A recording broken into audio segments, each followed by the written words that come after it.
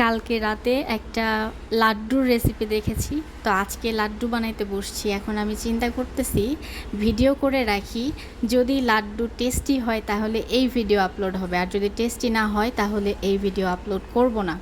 তো video upload করতেছি তার মানে হচ্ছে লাড্ডু আমার টেস্টি হয়েছে। আমি এখানে 1.5 কাপ বেসন নিছি, তার মধ্যে হচ্ছে একটু লবণ দিয়ে আমি হচ্ছে বেসনটাকে চেলে নিলাম। তারপরে 1 চামচ হচ্ছে সয়াবিন তেল দিলাম, দেওয়ার পরে এটাকে মিক্স করে নিচ্ছি ভালো করে। এরপরে হচ্ছে আমি এখানে অ্যাড করব 1 কাপ পরিমাণ পানি প্রথমে। এরপরে আরও হাফ কাপের মতো পানি লাগবে, পুরাপুরি লাগবে না। আপনারা দেখতে থাকেন আমি কিভাবে এটা মিক্স করতেছি। ঠিক একই প্রসেসে আমি ভিডিওটা দেখতেছিলাম, যেভাবে ভিডিও দেখছি ঠিক সেভাবে আমি ফলো করার ট্রাই করতেছিলাম। একটুও 19-20 করি নাই, মানে আমি চিন্তা করতেছিলাম একটু 19-20 করবো না, রেসিপি যেন কোনো ভুল না হয়। একেবারে মন লাগায় রেসিপি আমি ফলো করতেছিলাম। তো পানিগুলো হচ্ছে অল্প অল্প করে মিক্স করতেছি, একেবারে সুন্দর একটা ব্যাটার রেডি করে নিচ্ছি যেন সুন্দরভাবে এটাকে ভাজা যায় আর কি, এটা ভেজে নিতে হবে।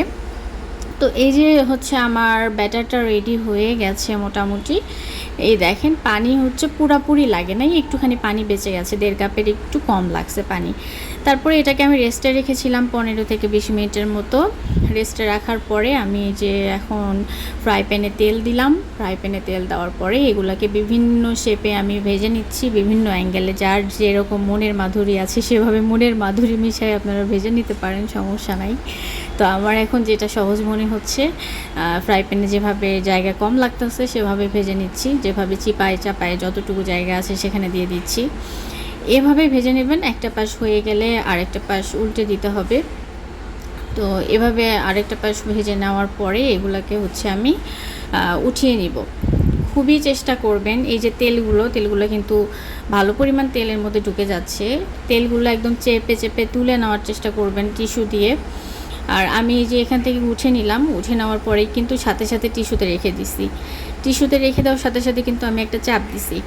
তারপরে আবার সবগুলো একসাথে ভেজে নেওয়ার পরেও আবার চাপ দিয়ে দিয়ে আমি এক্সেস অয়েল যেটা সেটা হচ্ছে টিস্যুর মধ্যে শুষে নেওয়ার চেষ্টা করতেছিলাম। তারপরে আমি এগুলোকে আবার এভাবে ছোট ছোট করে টুকরা করে নিয়েছি, তারপরেও আবার টিস্যু দিয়ে মুছে নিচ্ছিলাম, কারণ অনেক তেলের মধ্যে ঢুকে গেছে।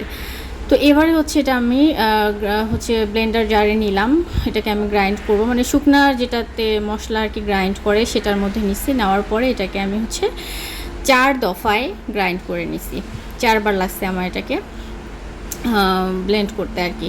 তো তারপরে দেখেন এরকম দানা দানা করে হচ্ছে এটাকে ব্লেন্ড করতে হবে, একেবারে কিন্তু মিহি গুঁড়া করা যাবে না।